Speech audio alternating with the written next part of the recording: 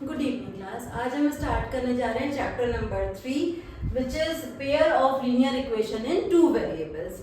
तो हम बात कर रहे हैं पेयर की। पेयर का मतलब होगा दो इक्वेशंस। सबसे पहले एक इक्वेशन देख लो और उसकी जनरल फॉर्म भी देख लो क्या होती है।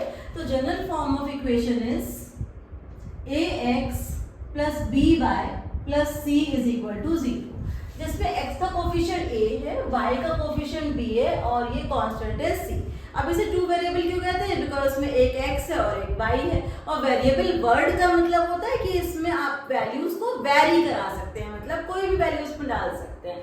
तो ये दो वेरिएबल है x एंड y। अगर हम चाहते हैं कि ये इक्वेशन दो वेरिएबल में ही रिप्रेजेंट हो तो उन दोनों के ही कोफिशिएंट नॉन जीरो होने चाहिए। तो हम यहाँ पर लिखेंगे a cannot be equal to 0 and b cannot be equal to 0, जिससे कि a और b दोनों बने रहें और ये लीनियर इक्वेशन टू वेरिएबल में बनी रहे। दो वेरिएबल में हम इस इक्वेशन को इसलिए ले रहे हैं जिससे हम x और y ग्राफ पे इसको प्लॉट कर सके। अब अगर हम सिंगल इक्वेशन की बात करें तो उसके होते हैं इनफाइनाइट सोल्यूशन। तो इनफाइनाइट सोल्यूशन एक इक्वेशन के होते हैं जो आपने क्लास 9 में पढ़ा था। अगर आप पेयर ऑफ लीनियर इक्वेशन देखते हो तो उसके सॉल्यूशन कैसे होंगे, इस साल हम इस बारे में बात करेंगे।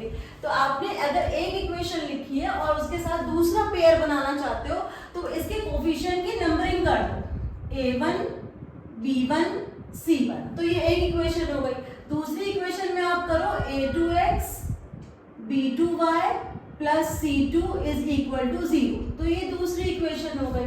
अब ये हो गया pair of equation. Pair of equation का ग्राफ भी बनाएंगे तो ग्राफिकल रिप्रेजेंटेशन कैसा होता है वो भी दिखाएंगे और आपको साथ साथ अलजेब्रा भी समझाएंगे। दोनों चीजों को एक साथ समझेंगे।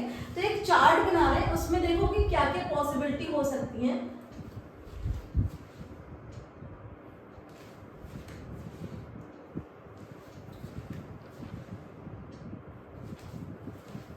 हाँ, सबसे पहले हम यहाँ पे देखेंगे कि इक्वेशन की कंडीशन क्या होगी।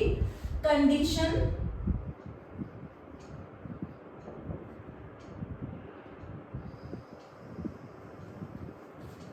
ग्राफ कैसा बनेगा, ग्राफिकल रिप्रेजेंटेशन। यहाँ पे कंडीशन क्या फॉलो करेगा, यहाँ ग्राफिकल रिप्रेजेंटेशन कैसा होगा और यहाँ पे इसका टाइप ऑफ सॉल्यूशन कैसा आएगा। सारी बात आपको इस चार्ट में पता चल जाएगी। फिर सपोज कि आप ले रहे हो ये दोनों इक्वेशन और आप सबसे पहले देखते हो कि a1 by a2 is not equal to b1 by b2। इसमें इस केस में ये कंफ्यूजन बड़ी होती है बच्चों को कि c1 c2 को क्या करें। अगर a1 by a2 b1 by b2 के बराबर नहीं है और वो equal to c1 by c2 हो या ना हो, वी डू नॉट बॉदर। हमें बस एक ही कंडीशन चाहिए कि a1 by a2 should not be equal to b1 by b2। अब ग्राफिकल रिप्रेजेंटेशन कैसे होगा इसका,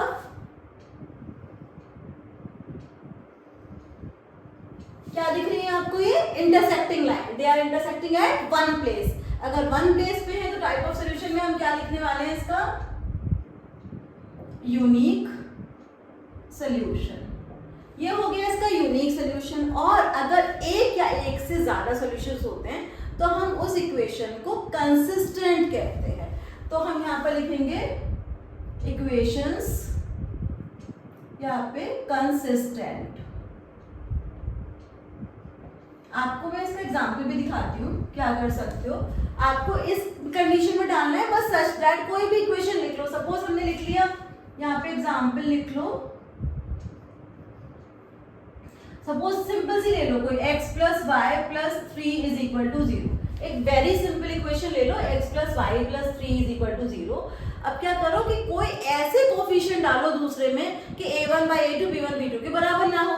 जैसे कि अगर मान लो x के आगे लिख दिया 2x तो y के आगे 2 मत लगाओ, यहाँ पे लिखो 1/2 आ रहा है तो यहाँ पर लिखो 3y प्लस कोई और नंबर ले लो 7 is equal to 0।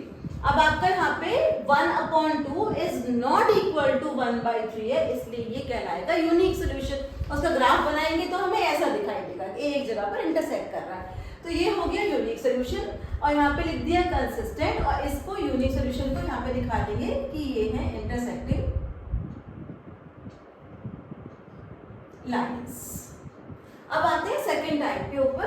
Second type में यहाँ पे ये 1 था और ये यहाँ पे सेकेंड है। अगर A1 by A2 is equal to B1 by B2 equal है, लेकिन C1 by C2 के इक्वल नहीं है, तो इसका ग्राफ कैसा बनेगा? बताओ इसको क्या बोलेंगे? ये हो गई इंटरसेक्टिंग लाइंस, ये क्या कहलाएंगी?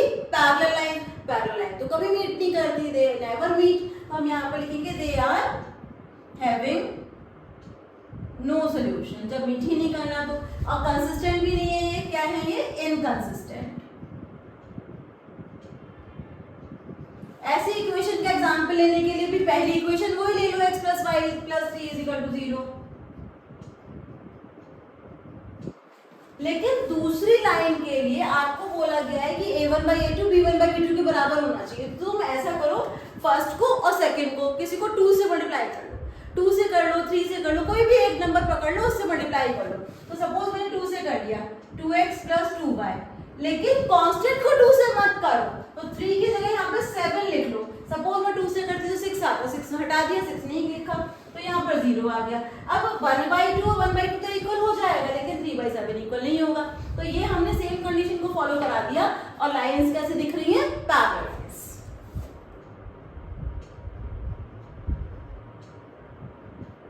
अब आती है थर्ड कंडीशन कि थर्ड क्या हो सकता है? अगर A1 by A2 is equal to B1 by B2 is equal to C1 by C2 आ रहा है, यानी कि तीनों कोफिशिएंट के रेशियो इक्वल है, तब कैसे दिखेंगी? एक लाइन को बनाओगे और उसके ऊपर ही ओवरलैप करके दूसरी लाइन आ जाएगी। मैथ्स में इसको क्या बोलते हैं? Coincident lines. ओवरलैपिंग लाइंस है जिनको कोइंसिडेंट लाइन बोलते हैं, और इनके होते हैं इनफाइनाइट। एक्चुअली एक ही लाइन होती है बस, ये इनफाइनाइट सॉल्यूशन।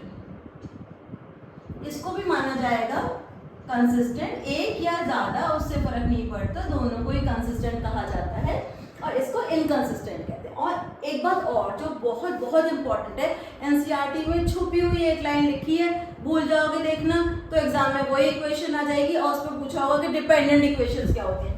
इसको भी हम इनफाइनाइट को, सिर्फ इनफाइनाइट को बोलते हैं डिपेंडेंट।